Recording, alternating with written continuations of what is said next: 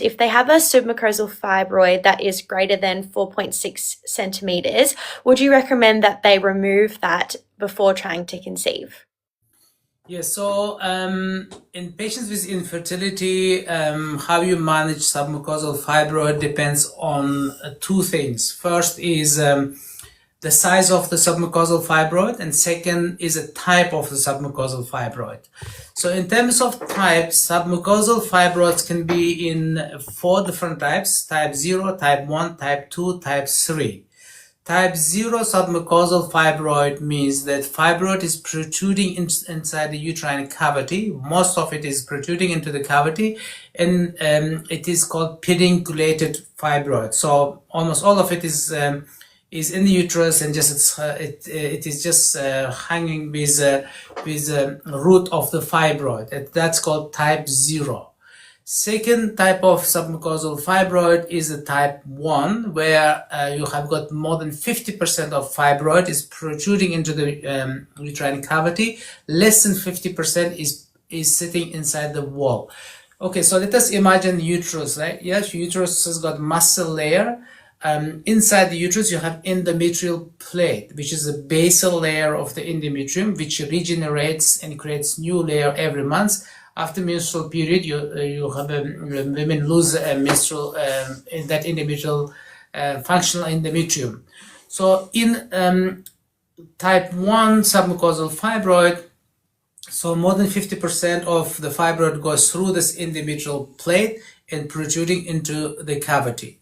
In type 2 submucosal fibroid, more than 50% of the fibroid still sitting inside the wall of the uterus, which is in the myometrium, muscle layer of the uterus. Less than 50% is protruding into the cavity. In type 3 fibroids, where all of this fibroid is in the muscle layer of the uterus, but it's just touching the endometrial plate. So yes, in type 0 fibroids, you should really remove that fibroid. So best way of removing the fibroid is a hysteroscopic resection.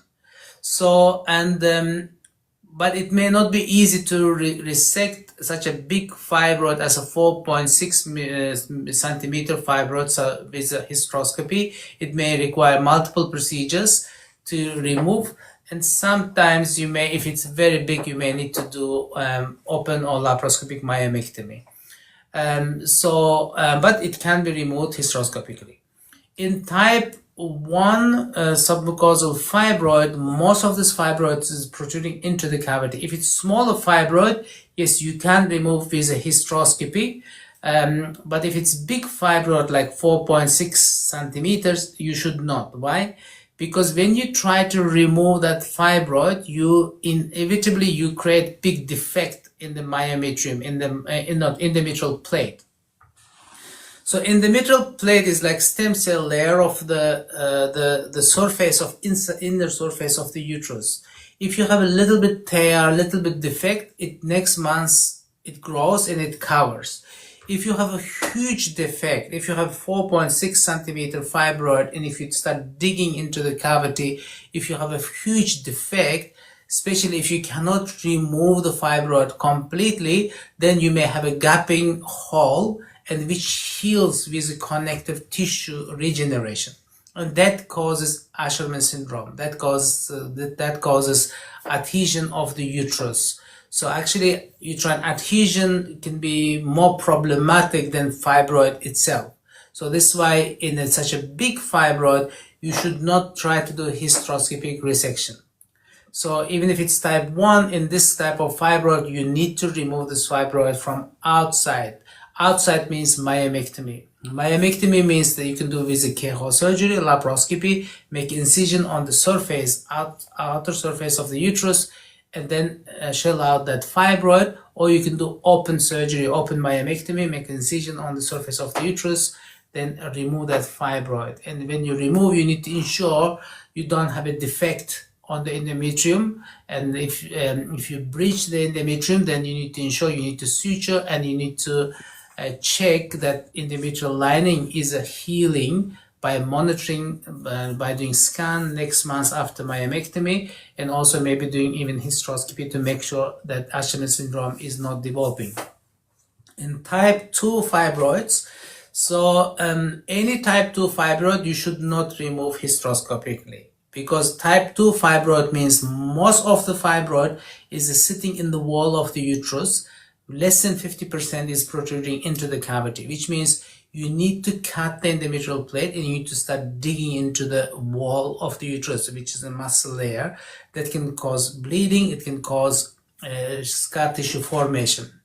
So type 2 fibroids you need to remove. If you're removing surgically, you need to remove by myomectomy, making incision from outside and remove. Type 3 fibroids, which means the large fibroid is just touching endometrial plate, so it shouldn't really affect your chance of implantation, provided it's not causing change in the contour of the endometrial cavity. So if it is not, then you should just ignore that fibroid. You should just take into account, but you shouldn't do much intervention. So, and if that fibroid is changing the whole anatomy of the uterus and the cavity is not collapsed properly, which means you have a fluid collection in the cavity, yes, you may need to deal with that fibroid by doing myomectomy surgically. And also very good treatment in patients with infertility or undergoing fertility treatment is using generic analogs like Zoladex and Prostap, Lupron or Decapeptyl to shrink the fibroids. Fibroids grow on because of estrogen hormone. If you reduce the estrogen levels, the blood flow to the fibroids reduces, and receptors of the fibroid, which is estrogen receptors, will send a signal that this fibroid should start shrinking. It becomes smaller. So if you can't manage this fibroid surgically, you can use the Prostap or Zoladex for 4 months to 6 months to shrink the size of the fibroid. It doesn't get rid of fibroid, but it reduces the size, so by 25 to 50%. So let us say if it's type 2 or type 3 fibroid pushing to the lining, when it shrinks, it retracts into the wall of the uterus, then it can go away from the cavity, then that opens a window for you to do embryo transfer and achieve successful pregnancy. Yes, so in terms of how you manage submucosal fibroids, it depends on the size of the fibroid and the type of the fibroid.